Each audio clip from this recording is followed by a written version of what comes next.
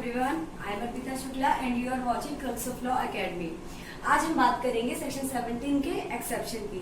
Section 17 के exception की उससे पहले हम क्या देखेंगे, दो एग्जांपल देख लेते हैं एक्यूमुलेशन के। पहले हमने जाना क्या था, एक्यूमुलेशन का क्या मतलब होता है। एक्यूमुलेशन का मतलब किसी भी इनकम को, किसी भी प्रॉपर्टी को क्या करना, एक्यूमुलेट करना, मतलब कलेक्ट करके रखना। ठीक है, एक्यूमुलेशन का मतलब जान लिया। अब हम बात करते हैं एक सेक्शन की।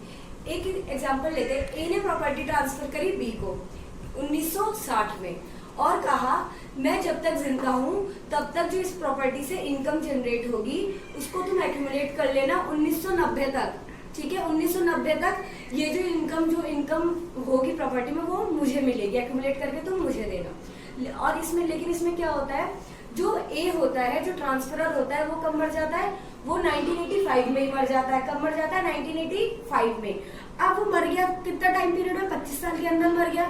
तो अब हम क्या देखेंगे, ये 18 साल से ज्यादा का टाइम हो गया। लेकिन यहाँ पे बात क्या करी गई थी सेक्शन 17 की कंडीशन में, जब तक ट्रांसफरर जिंदा है तब तक भी हम डायरेक्शन ऑफ तब भी हम एक्यूमुलेट कर सकते हैं प्रॉपर्टी को। ठीक है, इनकम को। तो क्या हुआ, तो यहाँ पे ट्रांसफर क्या माना जाएगा, वैलिड ट्रांसफर माना जाएगा। ओके, अब हम एक और एग्जांपल लेते हैं। ए ने प्रॉपर्टी ट्रांसफर करी किसको, बी को ट्रांसफर करी। किसको ट्रांसफर करी, बी को। और ये कहा कब करी, 1960 में करी। और ये कहा 1990 तक ये जो प्रॉपर्टी से जो इनकम जनरेट होगी उसको एक्यूमुलेट करके तुम 1990 तक मुझे देना। बट इस केस में क्या है, जो ट्रांसफरर था ए था, वो कब मर गया, वो मर गया 1970 में ही, 1970 में ही मर गया। तो यहाँ पे क्या हुआ, उसे 10 साल जिया और जो प्रॉपर्टी उसने 10 साल एक्यूमुलेट करी, इनकम सारी उसको एक्यूमुलेट करके 10 साल तक गई। तो क्या 18 साल से कम का पीरियड माना गया है। और वहां पे क्या कहा गया था सेक्शन 17 में कि ट्रांसफर होने के 18 साल तक तुम प्रॉपर्टी को ट्रांसफर कर सकते हो, प्रॉपर्टी से इनकम जो जनरेट हो रही है एक्यूमुलेट कर सकते हो। तो यहाँ पे क्या करा गया, 10 साल की उसने पूरी इनकम को एक्यूमुलेट कराई और किसके पास गए, ए के। तो यहाँ पे भी जो ट्रांसफर माना जाएगा वो क्या माना जाएगा, वैलिड ट्रांसफर माना जाएगा, क्योंकि यहाँ पे सेक्शन 17 की भी दो कंडीशंस क्या हो रही है, फुलफिल हो रही है। ठीक है, अब हम बात करते हैं एक्सेप्शन, किसके, सेक्शन 17 के एक्सेप्शन की बात करते हैं। सेक्शन 17 के 3 एक्सेप्शंस कहे गए हैं। तीन बातें, पहली पेमेंट ऑफ डेट की, दूसरी रेजिंग पोर्शंस, थर्ड प्रिजर्वेशन और मेंटेनेंस ऑफ प्रॉपर्टी। हम पहले पॉइंट देखते हैं, पेमेंट ऑफ डेट्स। जहां पे भी डेट्स का पेमेंट है तो वहां पे क्या होगा, वहां पे अगर टाइम लिमिट एक्सीड हो जाती है, सेक्शन 17 में जो कंडीशंस दी हैं वो टाइम जो लिमिट दी गई थी दोनों की वो एक्सीड हो जाती है, तो भी वहां पे ट्रांसफर जो होगा, एक्यूमुलेशन का जो डायरेक्शन दी जाएगी वो क्या मानी जाएगी, वैलिड मानी जाएगी। हम एक एग्जांपल लेते हैं।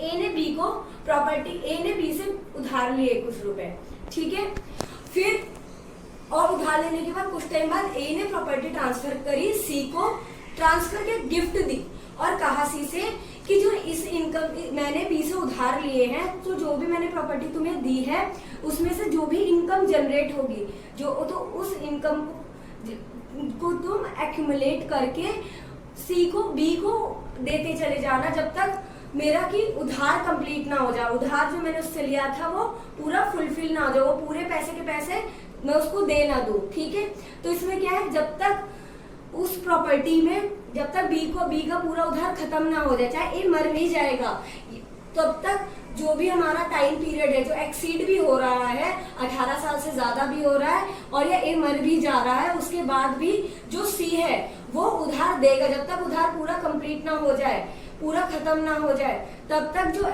इनकम आ रही है वो एक्यूमुलेट होके बी के पास जाएगी और जैसे ही उधार कंप्लीट हो जाएगा तब वो जो ट्रांसफर है उसको एंजॉय कर सकता है। ठीक है, अब देखते हैं रेजिंग पोर्शंस।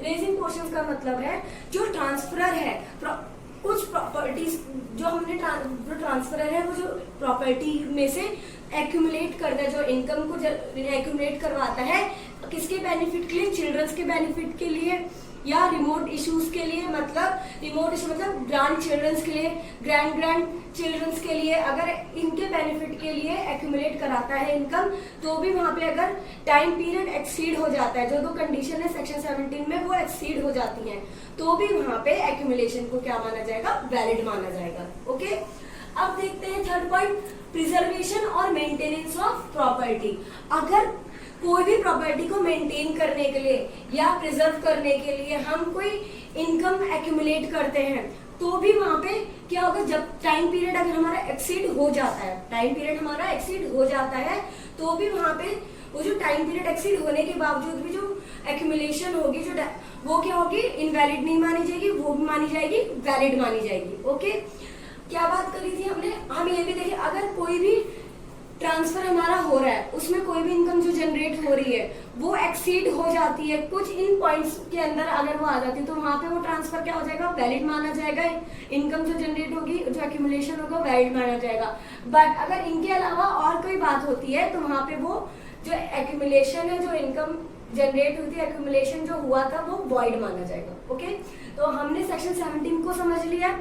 ये बहुत ही इंपॉर्टेंट सेक्शन है, चाहे वो प्रीम के लिए हो चाहे मेंस के लिए हो। तो प्लीज इस सेक्शन को आप बहुत ही ध्यान से देखिएगा, इसके एक्सेप्शंस को भी ध्यान से देखिएगा कि जो 3 एक्सेप्शंस है ये बहुत ही इंपॉर्टेंट एक्सेप्शंस है।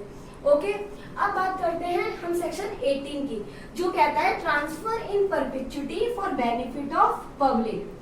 अगर कोई भी रिस्ट्रिक्शन जो सेक्शन 14, 15 और 16 में लगाई गई और 17 में लगाई गई है वो पब्लिक पॉलिसी के अगेंस्ट जा रही है, पब्लिक पॉलिसी के अगेंस्ट जा रही है, तो वहां पे क्या होगा, ये कंडीशन नहीं मानी जाएगी। ठीक है, क्या सेक्शन 18 क्या कहता है, ऐसा कोई भी ट्रांसफर जो पब्लिक के बेनिफिट के लिए है, ठीक है, तो वहां पे क्या होगा, वहां पे सेक्शन 14, 16, 17 अप्लाई नहीं होगा। पब्लिक का एडवांसमेंट कैसा हो सकता है, रिलीजन के थ्रू, कॉमर्स के थ्रू, ठीक है, और चैरिटी होती है, अगर कहीं पे भी चैरिटी और ये सब चीजें होती है तो वहां पे सेक्शन 14, 16 और 17 की कंडीशंस अप्लाई नहीं होंगी। जैसे हम एग्जांपल लेते हैं, हमने कोई प्रॉपर्टी ट्रांसफर करी मंदिर के लिए, तो वहां पे क्या वो चैरिटी के लिए ट्रांसफर करी है, तो वहां पे क्या हुआ कि जो हमारा सेक्शन 14, 16, 17 है वो अप्लाई नहीं होगा। जैसे हमने कोई प्रॉपर्टी ली ऑर्फनेज के लिए हमने ट्रांसफर करी है, हमने दी है, तो वहां पे भी सेक्शन 14, 16, 17 अप्लाई नहीं होगा। मतलब ऐसा कोई भी ट्रांसफर जो पब्लिक वेलफेयर के लिए है, पब्लिक की चैरिटी के लिए, तो वहां पे सेक्शन 14 की रूल्स अगेंस्ट परपेचुइटी, सेक्शन 16 और सेक्शन 17 डायरेक्शन फॉर एक्यूमुलेशन की कंडीशंस अप्लाई नहीं होंगी। ठीक है, सेक्शन 18 हमने समझ लिया।